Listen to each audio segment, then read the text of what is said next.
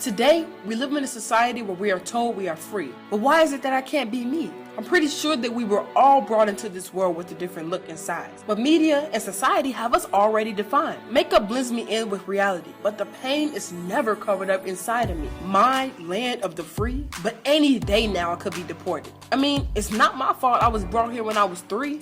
I've done all of the right things, and yet society has abandoned me. I didn't pay $40,000 a year for tuition just to get raped. To be a victim of campus sexual assault, is there no conviction? I mean, seriously, when did being queer mean living in fear? I'm out on the street with no food to eat, nowhere to sleep.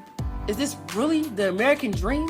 Global Girl Media uncovers issues that affect me and you, from breaking stereotypes to examining inequality. We want the world to know our voice has the power to truly create justice and liberty for all.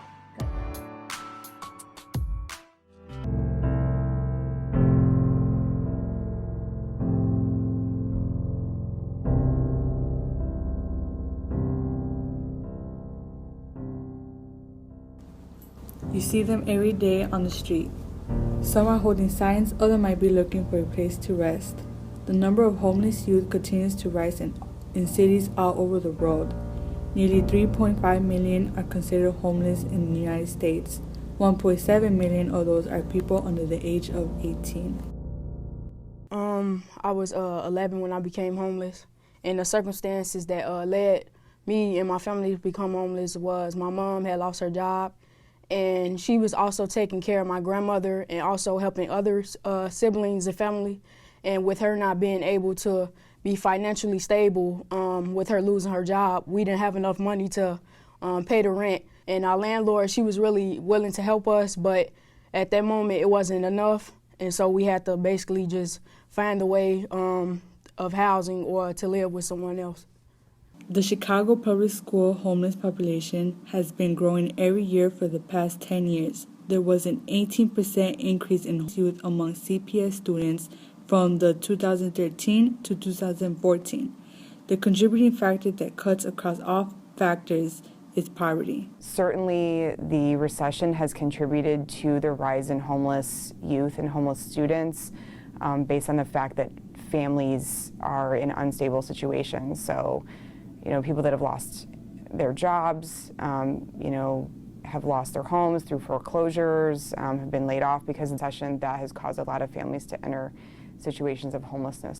Homelessness doesn't always mean living on the street or living in a shelter. They always include students who are doubled up, meaning they could be living in the home of another family or within a roommate. The National Runaway Hotline says the majority of their teen callers cite family dynamics as the reason they left home. Well, I was homeless for about 3 years now, you know what I'm saying? Most people would have been gave up, you know what I'm saying?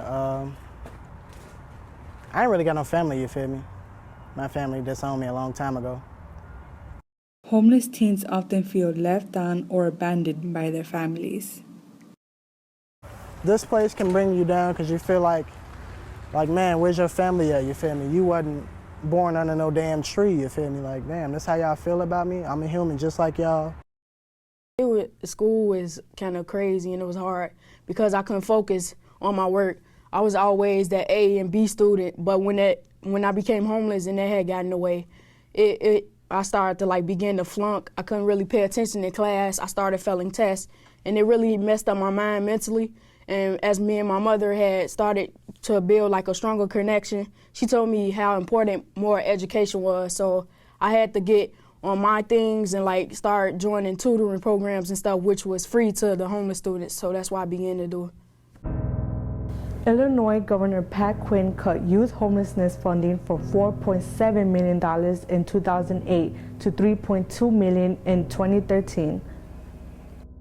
Last year, the Chicago Coalition for the Homeless began a campaign to restore $3 million in homeless school services to the 2015 fiscal year budget. Imminent budget cuts will affect programs that help teens like Josh and Kaleyah. It's up to youth all across the country to lend their voice and their vote to fight against youth homelessness. I would strongly encourage young people to register to vote and to vote, the people that we elect, they do make decisions that make an impact. Even though the youth we interviewed are experiencing social and economic hardships, they are determined to secure their American dream. I'm doing pretty good. I got a job, I'm going to school, stuff like that. I'm planning on being a psychiatrist. I have to go to school for about 12 years. I'm gonna just see where it takes me from there. That's all, just finish school.